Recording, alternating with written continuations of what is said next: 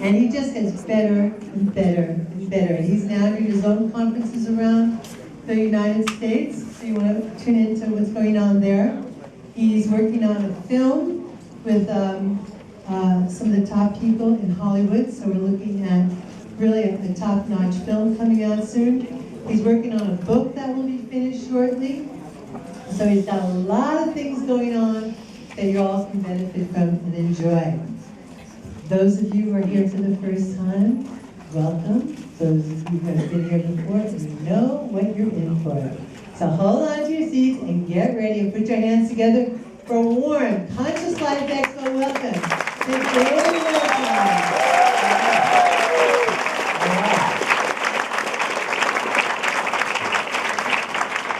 I'm really glad that y'all came because now I can afford more beer and cigarettes. Yeah, you gotta have some kind of inspiration to be able to get this data to come through. So, I think that true to form, I was told that we have completely outstripped all other attendance records for conference. And we knew that was going to happen. That's why we're in a room that's twice as big as before. And I'm really delighted because in other years, we had so many people in the hallway that it took 45 minutes for us to get started. We actually started on time. I mean, that's exciting because I want you guys to hear everything I have to say. And this is, the stuff that we're talking about, I want to make it absolutely clear to you that although we don't know whether 2012 is the big year or not, something is going to be happening. And when that something happens, it's not going to be the future anymore. It's going to be right now. And there is a now that is available to you as I'm speaking. And I propose to you that that right now is going to feel just like the way you feel now. It sounds like a Zen riddle or something, right? If we approach this subject with an open mind, the subject of 2012, the subject of an evolution of consciousness, we are faced with a body of information that in its fullest realization predicts a spontaneous, energetic metamorphosis of the human body. And that might not be understandable to most people who don't have a background in seeing that these humans who have already been through this process are all over the galaxy. I'm going to show you the proof. And I do mean proof. That's a very strong word. But I'm going to show you the proof that there have been gods coming to this planet for thousands and thousands of years, and that they are fundamentally human in nature. In fact, they're so human that you wouldn't even know, in some cases, whether you were meeting one of them, but in other cases, you definitely would. I have spoken to people who are working in top secret classified government projects who have told me what it's like to meet with these other humans. I would like to remind you that at one time, people in Western Europe thought that everybody was white. And the legend of a black man was laughed off as a myth, superstition, nonsense. And nobody remembers those guys. Name one black man skeptic. I mean, you don't even right? He doesn't exist anymore. It's some preacher that was thumping the Bible. Oh, God. No. All right.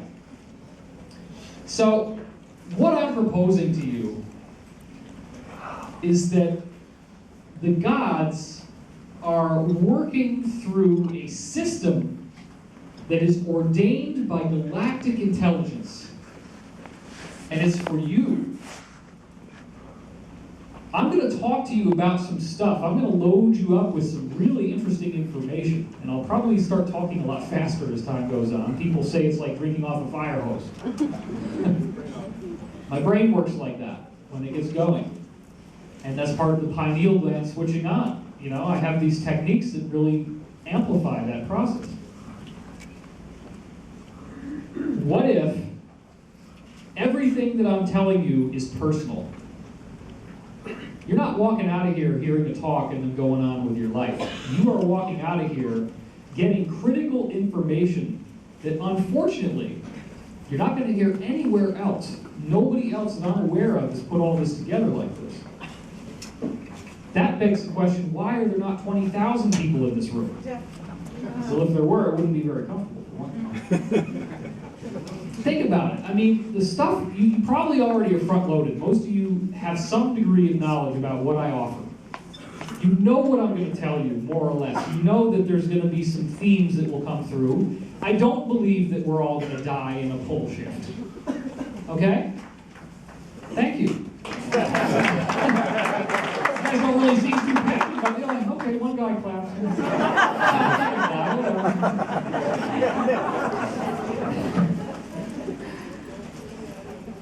It's family.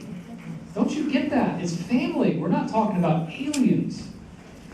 We're talking about mothers and fathers and little kids and playgrounds and going to gym class and all this stuff, except that it's happening on other planets. They put their pants on one leg at a time, except for the ones that have this boot suit thing that, you know, zips over your body. But I mean, the ones that are at that level where they wear pants, they would put them on one leg at a time. Maybe they got a third leg. You know, try to keep the inappropriate jokes to a minimum. There are differences in extraterrestrial genitalia, so I've heard. But I have no personal experience with this.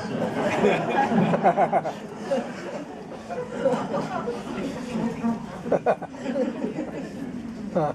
Do you realize how exciting it is for me to be up here and to have this information to share with you? I mean, think about it. I get caught up in my life. I get caught up in how busy I am and how many things there are going on. This is a larger crowd than I usually have at my other events.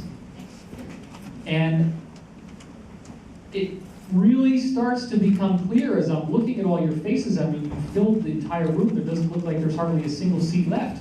And it's a huge room. This is really going to happen. It's not like people are going to start writing hate on the internet and say, hey, this David Wilcock guy's full of it and everything that he said didn't come true. I'm trying to tell you that the prophecies of a golden age can be fulfilled by our own conscious desire to act on real science. Because real science includes Stargate travel. That's a given. It happens all the time. Real science includes time travel. Once you understand the nature of time. Real science includes instantaneous, energetic healing, in which no matter what you may be afflicted with, it is not a death sentence. The body is not merely some vessel that gets kicked around and shoved in the back and diseased and tortured and bruised up just so that you can then elevate yourself into some higher consciousness where then you're going to have a good time. I don't subscribe to the religious belief that you're supposed to suffer willingly and with a smile on your face in the hopes of some sort of afterlife where things get better. We have lived under the toil of various Luciferian powers for thousands and thousands of years. And it's easy for us to get angry about that because the result of this corruption is that we end up having to work a lot harder to have a normal life. But what is normal? What does it mean when you might have 65 million human inhabited planets in the galaxy? I'm looking at human beings out here now. This is just a small scale of what's on the planet, 6 billion people. That is nothing. The scope of what it means to be alive, the scope of what it means to have lungs that breathe, eyes that see, ears that hear, fingers that touch, Robert Perala's hat. I mean, it's all over the galaxy. I mean, Robert Perala's hat probably isn't, but, hats, humans wear hats, right? There's millions of planets that have hats probably just like what he's wearing, and that's where he got it from. Most likely, on the ship. I know, because we've talked about it, man. Thank you for being my phone. All right. Well, look, there's a lot of stuff that's happening right now, and I want to make it clear that this is not a religious discussion. It is entirely secular, but it is also a philosophical discussion. Because spirituality doesn't require religion. It doesn't require my God is better than your God. It simply requires science. Once you understand what the heck science actually is supposed to tell us. If science is a quest for the truth, then the things that I am telling you will inevitably become part of what we accept as reality. I have just finished writing a book called The Source Field Investigations. It's 1,065 different references in the back of that book. 45 single-space pages of references. It's everything I've ever done thrown into one book. I could have easily broken it up into 2 or 3 or 5 and gotten new advance payments from the publisher on each one and worked it up. And I said, look, 2012 is next year. Whatever's going to happen, it's going to happen. There's a lot of evidence suggesting that there is some sort of distinct energetic change that's irreversible that takes place around this time.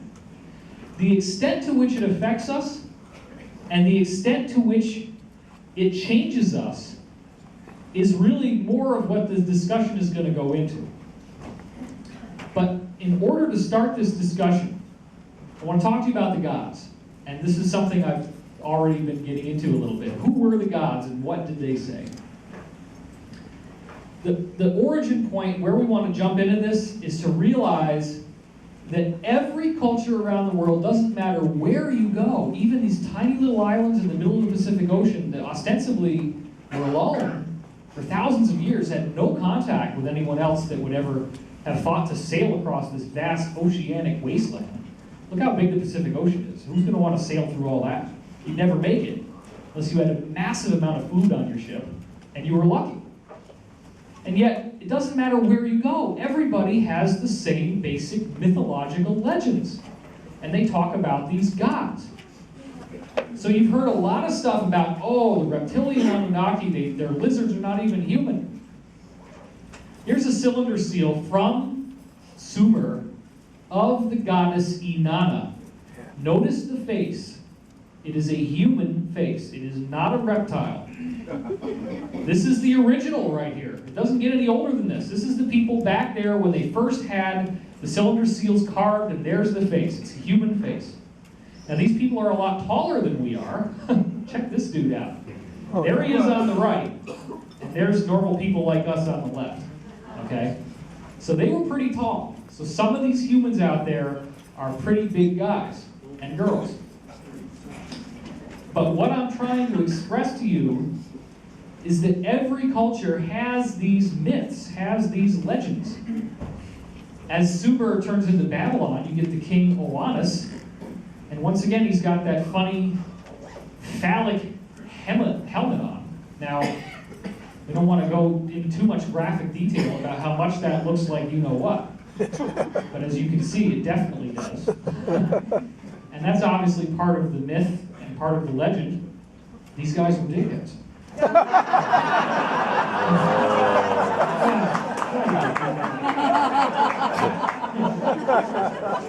I'm not too happy with the Anunnaki because they're still running the planet.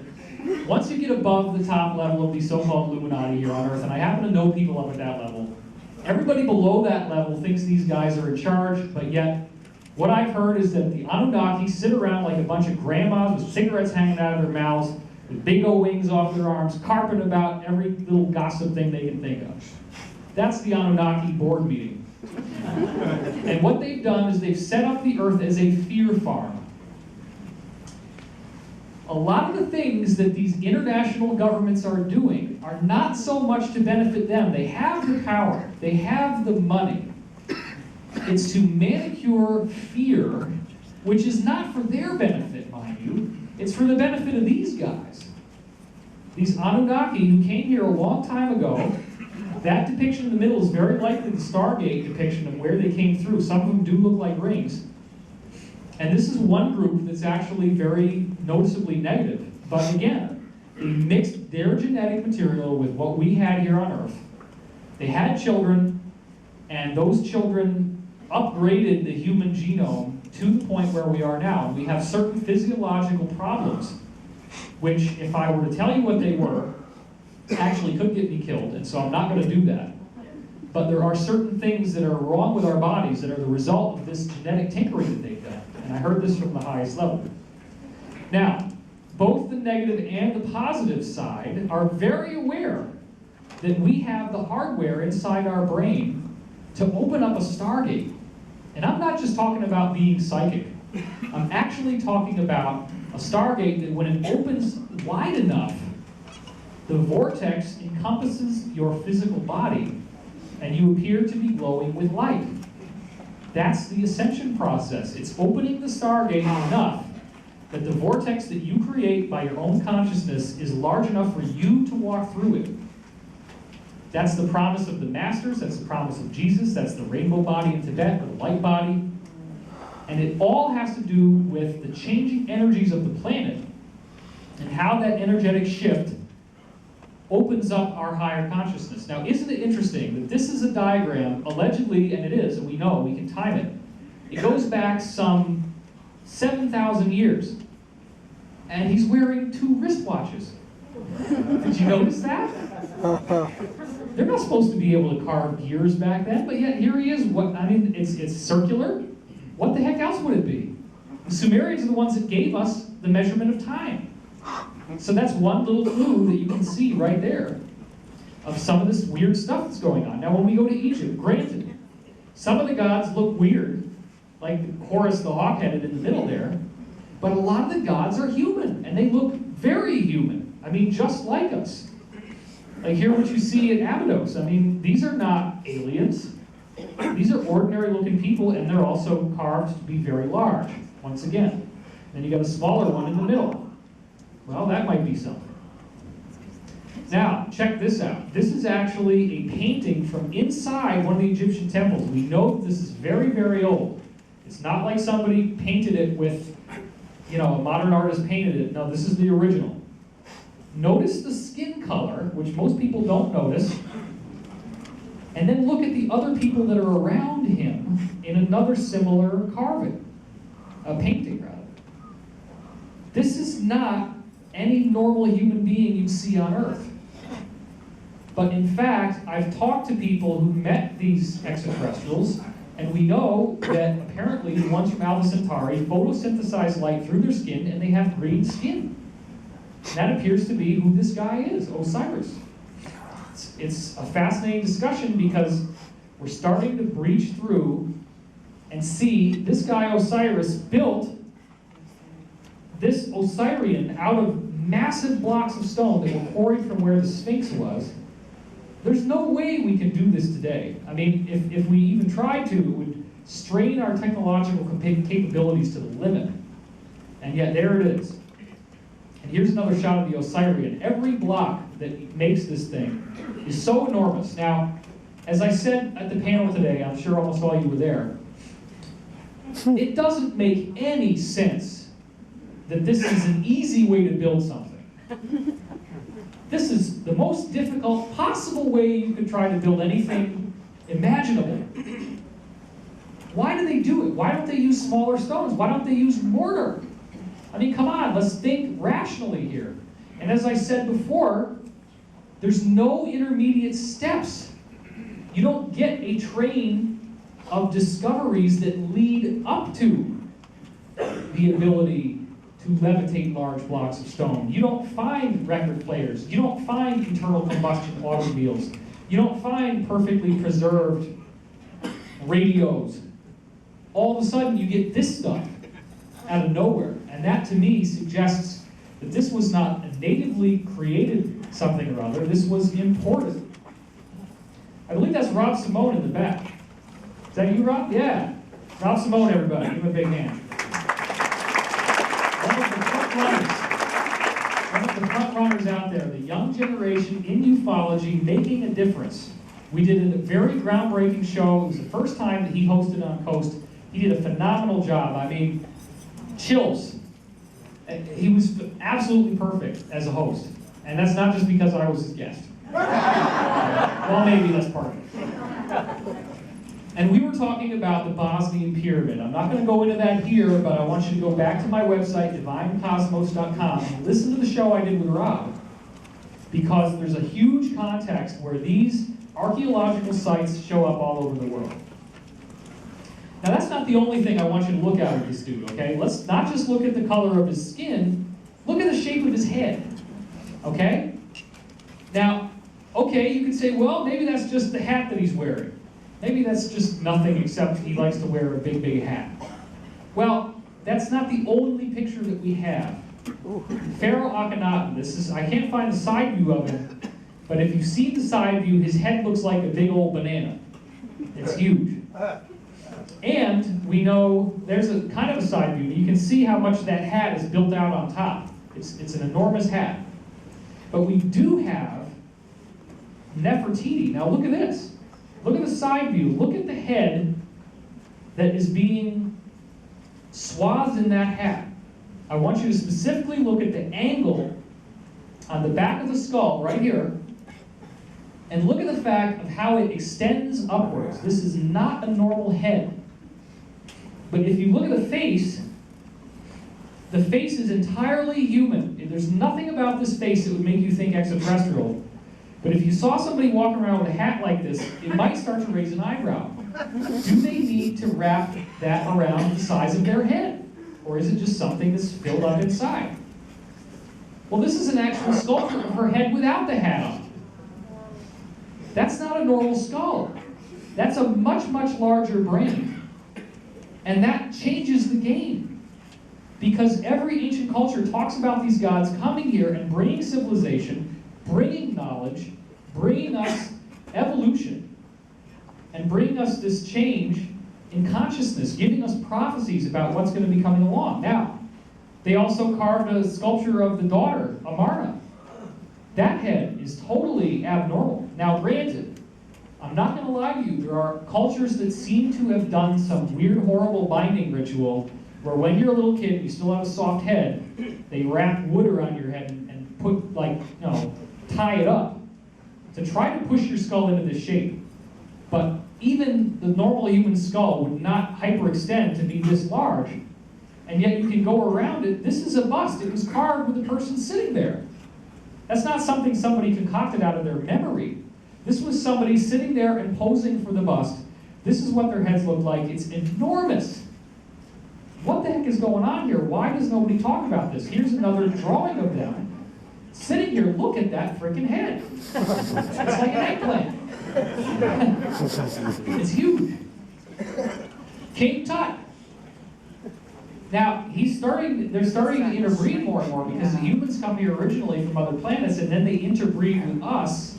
And over time, the human genome that's originating on this planet starts to take over, and those defining characteristics start to trickle away. So you can see his head is not as large as the others, but it's still pretty freaking large. Okay? That's not normal.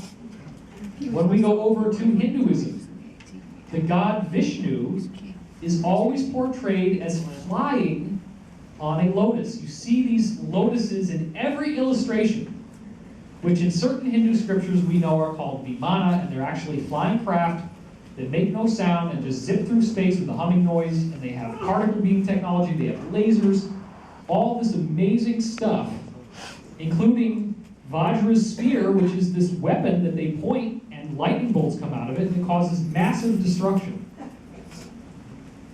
Notice the color of Vishnu's skin.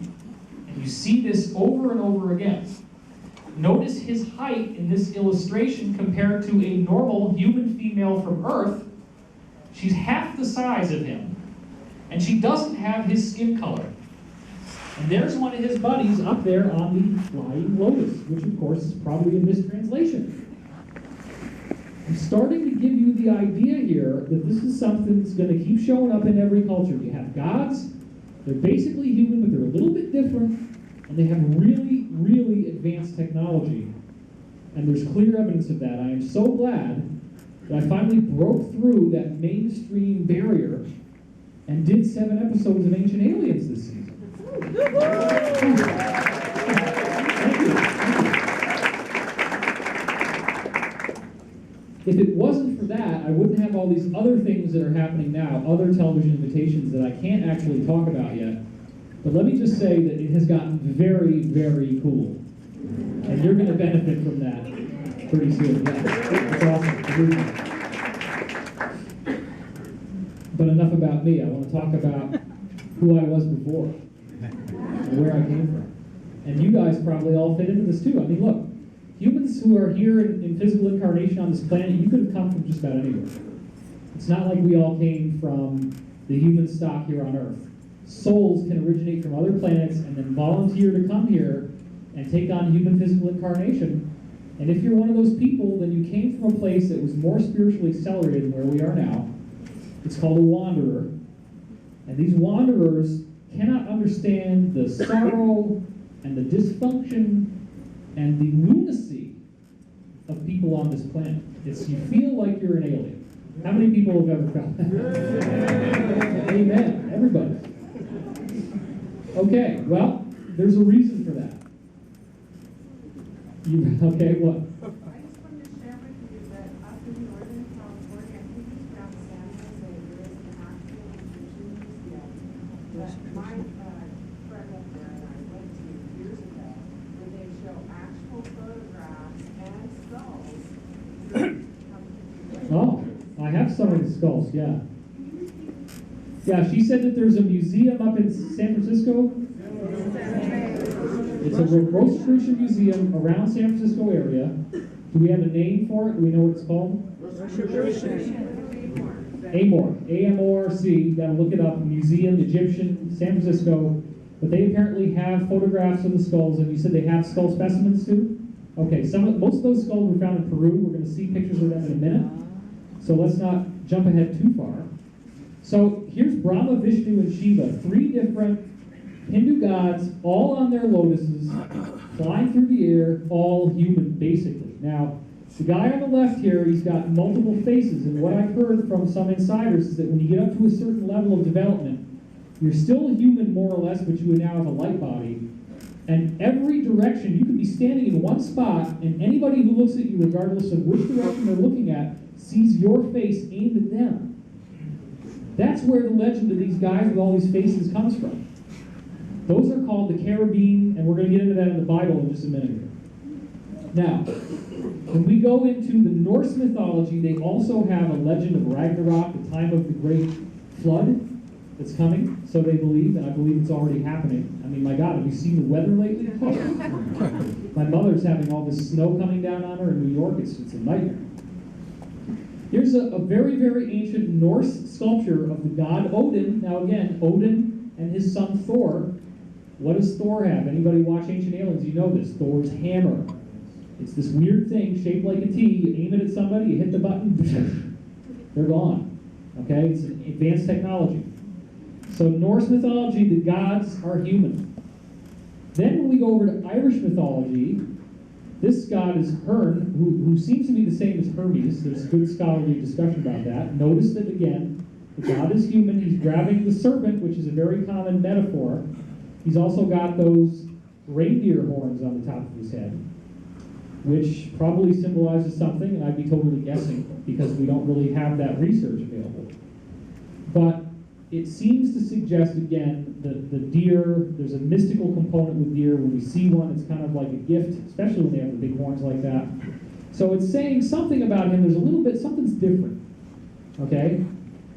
And, of course, he's human. And the Irish mythology, Irish and Celtic mythology, in the Irish mythology, you have a guy who gets his arm chopped off, and then he gets a new arm. It's made out of metal, but it works just like his regular arm. They have particle beam weapons. They have stargates. They have extraterrestrials coming and going from the Earth. They built the standing stones. They built this weird stuff. These legends are so consistent, and there are places in Ireland you can actually go. There are the exact locations where these mythical events, allegedly mythical events, actually happened. They know exactly where it happened. The gods look human. Notice how much larger this man is than the people he's holding on with either hand. I don't believe that's literally how much bigger he is, but again, the implication is that these folks are giants. They're larger than we are. In some cases, they come here and they do some interesting things, and they have some interesting things to say. We'll talk about what they say in a minute. Celtic god Mercury, that also shows up in Greece, of course, and Rome, but it's older than that. Goes back to Celtic myth. This guy really got around. Now we go over to the Mayans, and we look at Quetzalcoatl. Now, this, of course, looks just like the pineal gland, and that's going to be one of the main points I make. If you can see it, notice the wreath that he's got here around his head, and there's all these pine cones, as you can see, like right here, here's one, here's a pine cone, and they all have this energy flowing into the pine cone all the way around, and then the whole body is a stylized pine cone, and there's the serpent coming up, which then looks like a space helmet around his head, which is what he might need to wear if he didn't have the same atmosphere that we do on his own planet. But look at his face. This is a human face. That's very important, and it was the bearded white god. When we look at the god Viracocha, we're starting to see some variance in the shape of the eyes. But we're still basically dealing with a human. But look at the photo on the left there. That might be one of the oldest ones. Those eyes are not normal for a human being here on this planet, but don't they look pretty familiar? You thinking what I'm thinking? Now, I want to jump over to the Hopi, further north, and I want you to take a look at the shape of the mouth, take a look at the shape of the eyes. This is obviously human. There may be a mustache. That might be what this part is here. He seems like he's got some really greasy Elvis lamb chops going for him, you know? There you go. I came from another planet. I want to cook y'all. But, look at the mouth. There's something weird about that mouth. There's something weird about the eyes, kind of like this. Look at the guy on the right here. Look at the shape of his eyes. Okay, that's not normal either. Shape of the eyes here. Now, I want to take you all the way across to the other side of the planet, to Japan, where in the Japanese legends they have the Anemono Toribune, which means the flying boats from the universe. That's literally the translation of those words. The Japanese gods came to Japan from the Anemono Toribune, flying boats from the universe, and they civilized the Japanese. They gave them the wasabi, which is awesome. The tea ceremony, the kimono, the written language. Everything about Japanese culture was brought from these dogu, as they were called. Now the dogu look just like the guys we were talking about before. You notice the similarity in the eyes and that weird round mouth? I propose this is not an accident. These are the same folks showing up in Mesoamerica, showing up to the Hopi, and showing up to the Japanese. They get different names, but let's look at the first three letters of that name. Dogu, right? Dogu. Well, in different cultures, you can pronounce it a little bit differently, so then maybe they went over to Africa. Well, first of all, we'll get to this. As the sculptures evolve, you see that the face gets wider, the eyes get even more weird looking until you get to this dude. Now, I don't actually think that's what they really look like. I think this is sort of an analogy. I think if you go back to this guy, this is closer to the original. Then as time goes on, you notice the width of the face, it gets wider and wider until you get to this where it's really wide. But there's an emphasis on the eyes. The whole body looks really exaggerated. But again, that name, Dogu, maybe this is a name that they gave themselves, but then when people hear it, they're going to pronounce it a little bit differently. What if these same folks went to Africa? The Africans might have pronounced it Dogon instead of Dogu. It's perfectly reasonable, right? Look at how tall this dude is. This is an ancient sculpture of the Dogon, okay? Look at how tall this guy is, and I want you to look at his face. See those funny eyes again? I mean, that's not normal. You can't tell me that's a normal face. Yet it fits in with all this other stuff we were just looking at, the Japanese Dogu here, fits in with the Hopi Kachina, however you want to pronounce it, fits in with Viracocha. There's a very intense consistency in these guys. And then when we go over to Australia, it gets even weirder. You guys seen this before, the Wandjina? These are Australian Aborigines now. We're talking about an entirely different continent. And they painted this on their cave walls. That looks just like something out of Whitley Strieber's book, Communion. But it's 4,000 or 5,000 years old. Are you telling me this is a hoax? How do you hoax ancient cave paintings? I mean, you can see how old they are, right? I mean, the paint's fallen off, but yet there's these auras that are drawn around these guys. They have very large eyes. It all looks very consistent here. There's illustrations of what appear to be auras around their head. And you can see how old it is. I mean, here they are posing next to one of these cave paintings. I mean, they've been there a long, long time. So if people say, I mean, I swear to God, if I hear this one more time, it's going to make me want to tear my hair out. Oh, there's no evidence that aliens really exist. There's no publicity of the evidence, maybe. But that's starting to change. And I'm really glad that it is, because I can tell you all this stuff, and you can still walk out of here saying, yes, but maybe there's no such thing as extraterrestrials. Maybe this is all, maybe we're only, Come on. Do yourself a favor. Get some return on your investment for coming here. And let's get over the fact that there are other humans out there in the galaxy. Can we do that, please? Thank you. Once we go there, we have to also get over the fact that they have technology that is more advanced than what we have now. Well, there's a problem with that, and the problem is that Western civilized culture, which we live in, is narcissistic. We think we're the king shit. Gotta drop one swear word at some point in every lecture. We do, okay? And that narcissism is toxic because we think it's normal to have this planet that's on the brink of destruction. By conventional means, if you didn't know the stuff that I'm telling you, it looks pretty dire. And you actually got people out there saying, oh, there's nothing to worry about. Well, there's nothing to worry about, but only because of divine intervention. If we didn't have higher beings that are guiding this, if we didn't have a galactic intelligence steering us through this thing, and you actually come face to face with the reality of climate change, with the reality of Illuminati governance, it's pretty grim. And there's a lot of people in my field who only get so far as to identify the problems, but they don't understand that this is all part of a sacred process that is supposed to be absolutely scaring you out of your mind.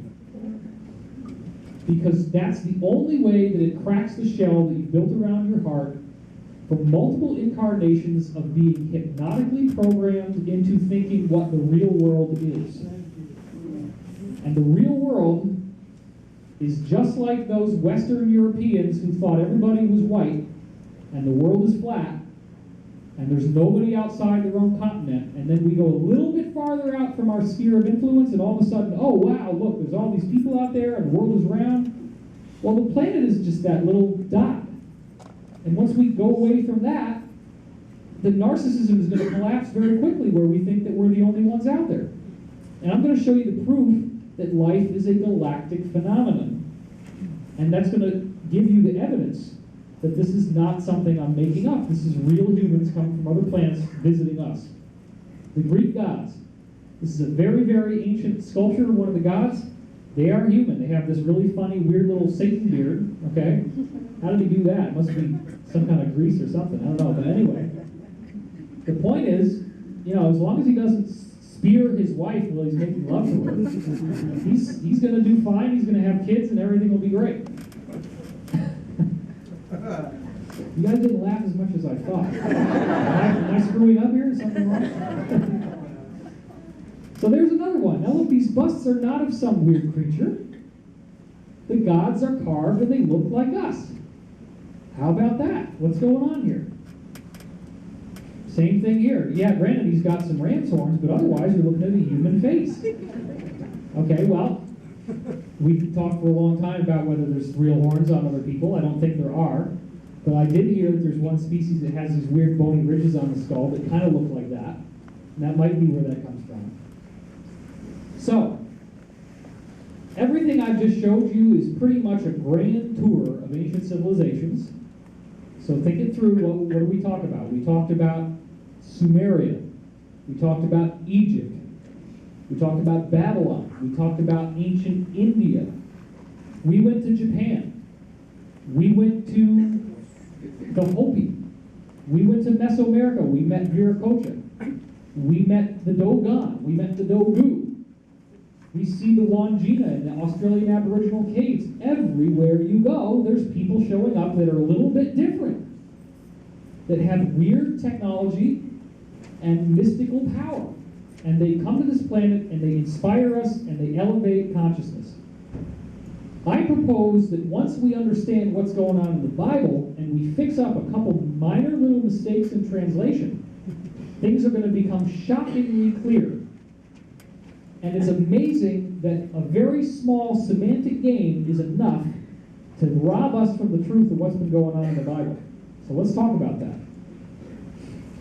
You may not be aware that there is a hierarchy of angelic beings featured in the Bible. We're not just talking about angels and archangels. If you think that's all there is, do more homework, or just, listen carefully during this part of the talk, because I've done the homework. So I did it for you. The highest level, the closest to the Creator, is called seraphim, or fiery spirits. Those are the guys that no matter which way you look at them, their face is pointed towards you. That's some sort of weird light body thing that can't be a normal body. But that's what happens. That's why they're drawn with a face on each side of their head. And you see that in totem poles, you see that in Mesoamerica, you see that in the Hindus I just showed you. It's all over the place. Those are the top level. William Henry refers to them as the serpent beings because, according to him, they're coming in on stargates. And I think he's actually right. They're drawn with a tail behind them, which seems to be the portals that they actually used to fly in. It's visible back when they first would appear. Below the seraphim are the cherubim. Then we have thrones, the many-eyed ones. Again, these are people that they look at you regardless of where you're standing. These might all be the same beings, but with different names. You don't really know. Then we have dominions, which carry a scepter and sword. We have virtues below that, the brilliant, shining ones. Again, the light body is very actively indicated here. Below virtues are powers. Finally, when we get to this level, we're starting to get to the administration of the planet on a more nuts and bolts practical level. But again, all this stuff is extensively documented in the Old Testament and the New Testament.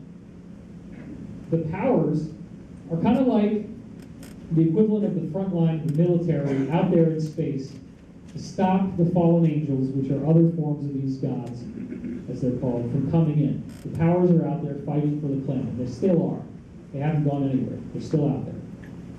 Then we have the principalities. The principalities are not out there in space fighting the Star Wars battle.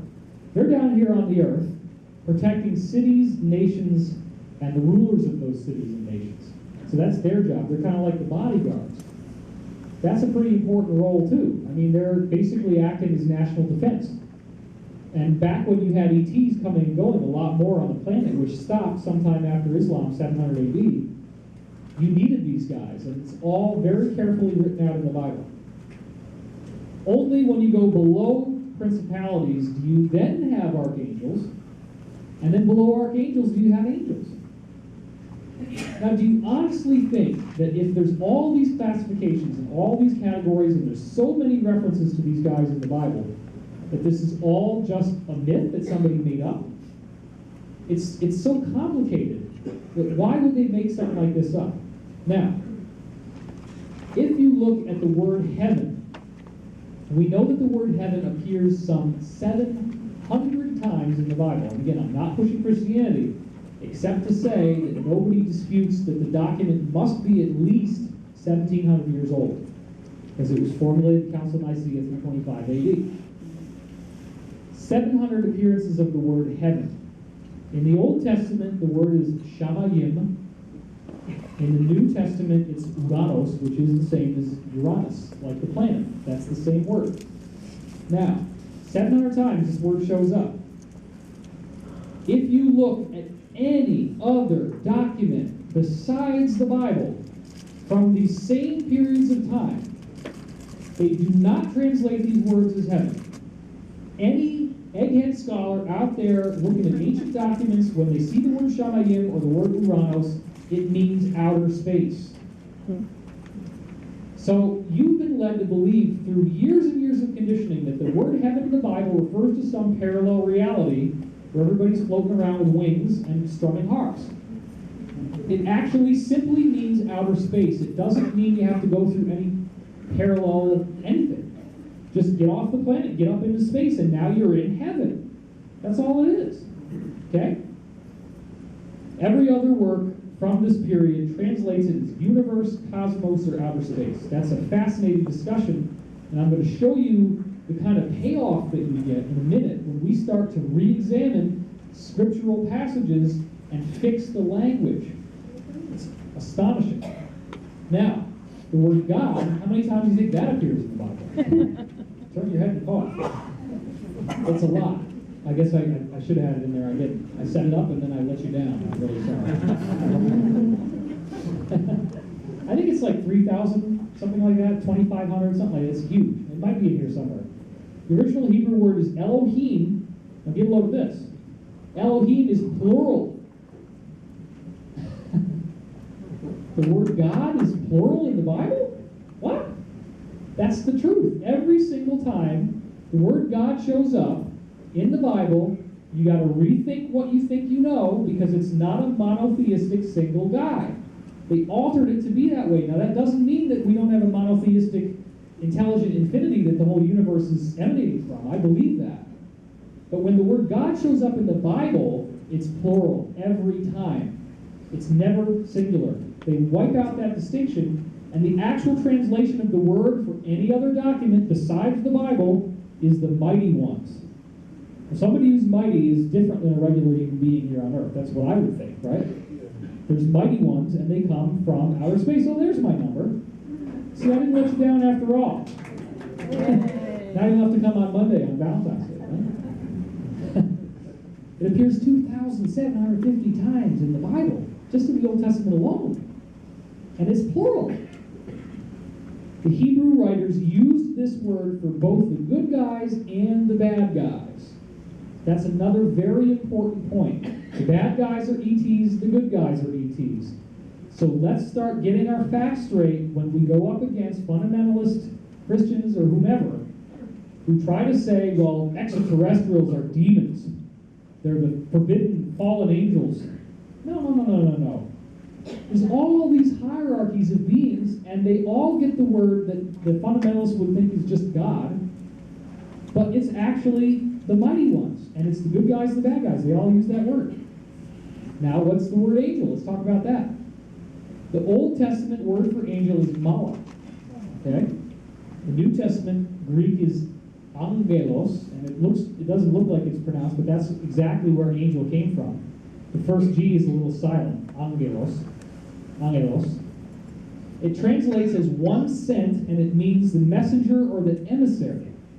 So angels are sent from God, which is the mighty ones, right? Or they're sent from heaven, which is what?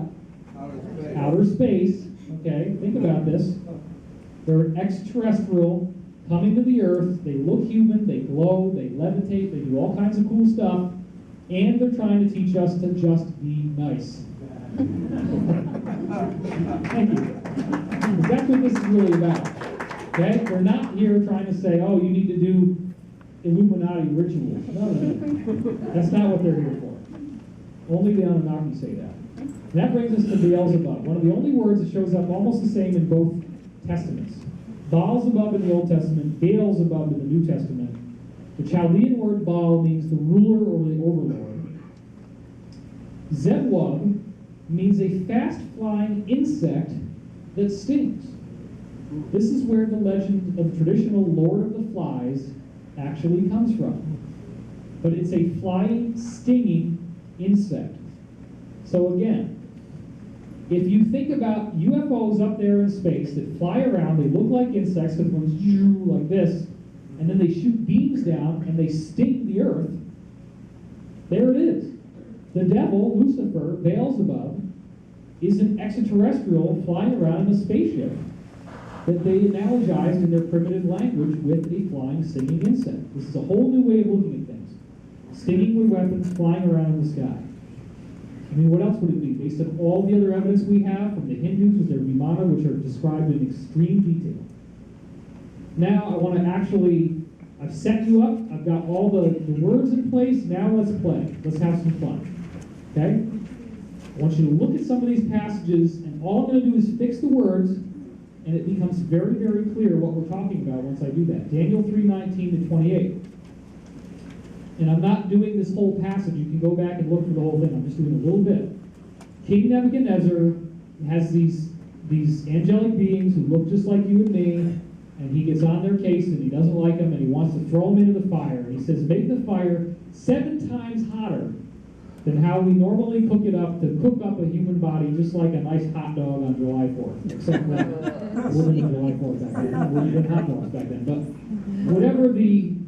whatever the sausage of the day was, let's say, they wanted to have a nice human barbecue, but these guys are really powerful extraterrestrials, better make it 7 times hotter, kind of like this room, right? Maybe it's because the lights are on me, I don't know. It's pretty warm. Anyway, he throws them into this fire 7 times hotter than what's necessary to burn human beings alive in a very short amount of time. They walk in there, they had no effect. The fire had no effect on them. This is documented in the Bible. Not a single hair on their head was singed. They were totally fine, just walking around, talking and laughing. Nebuchadnezzar responds and says, blessed be the mighty ones, right? That's different, because we're not saying blessed be God. Now we fix it, and it becomes blessed be the mighty ones of Shadrach, Meshach, and Abednego, the names of these angels, who sent their emissary to deliver these servants. So now we're seeing human beings that look just like you and me that completely survived immolation in a fire. And they're the mighty ones. Hebrews 7:3. Melchizedek, you can look it up. He's described as an immortal being. He's brilliant light being. He can levitate. He can use telekinesis. He's got all the bells and whistles, all the Jesus tricks, everything. They say right in the Bible that he does not come from the earth, but he looks like us. It's right in there. Go look it up. The implied origin is that he is another Elohim, a messenger from outer space. He's so extraordinary that the Hebrew author refuses to give us very much information about who he is or what's going on. Now I want to take you to Deuteronomy 33:26.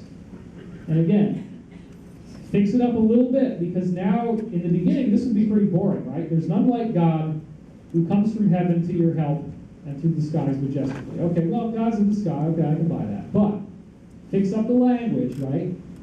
There is none like the mighty ones who ride from outer space to your help through the skies majestically. You see where this is going?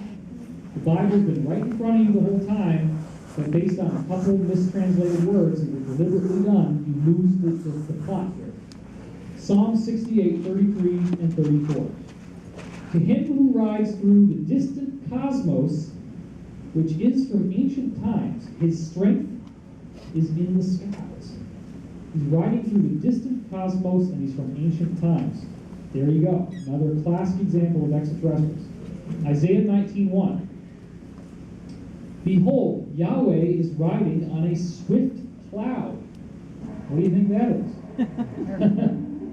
Pretty obvious. Isaiah 66:15. Behold, Yahweh will come in fiery chariots like the whirlwind. The whirlwind is a tornado, right? So there's all this kind of swirling energy around these chariots that are, as we just saw here, swift clouds. They're obviously up in the sky. These mighty ones are coming from the sky. Then Psalm 68:17, the chariots of the mighty ones are myriads, thousands upon thousands, and Yahweh is among them. So think about that. If you lived back on earth during the time that these angels were coming and going, you wouldn't be freaked out to read this book because you'd be seeing chariots all over the sky. There's thousands and thousands of them in the sky. Something happened. The ETs pulled back as we got arrogant and thought we had modern technology. They had to kind of take a back seat, and now they're getting us ready for the big family reunion. They're starting to come back again, but they were here for a long, long time, and they left lots of evidence. Some of the evidence can be dug up and measured and analyzed, just like what you were talking about over there at the Rosicrucian Museum in San Francisco, where there's a lot of that kind of stuff, and the case is building all the time. Discover Magazine, in December 2009, so this is only a little over a year ago, put out this article, What Happened to the Hominids Who May Have Been Smarter Than Us. It's describing a location in the East Coast, 200 miles inland from the east coast of South Africa, a place called Wilcock, in the autumn of 1913. Farmers were digging a draining ditch, and they dug up human skull fragments, and they thought that there was something really weird about these skulls. They brought the skulls into the archaeological community. This was not the only place they were found. Skulls like this have been found all over the world. They're called Wilcock skulls. Now here's a reconstruction, which is a no-brainer, right? If you get the top of this dude's head, you don't have to wonder about how big that skull is, because you got it front to back. It's not like it's that hard to figure out. Then you've got that sphenoid bone underneath, the bottom of the skull, and you've got the mandible. So you have a really good way to reconstruct the skull. A lot of the stuff that is used in conventional archaeology for the so-called evolutionary process that we now have is built off of this same type of data that's as old as this. Now here's the bones. You can actually see this is all in the paper that Discover Magazine linked to. Discover Magazine, to their credit, did not treat this skeptically. And they actually compare these guys to the alleged grays. Here's the bones. They're still existing. They're still out there. They have not been genetically tested, but look at what happens when you compare that skull to a typical human skull.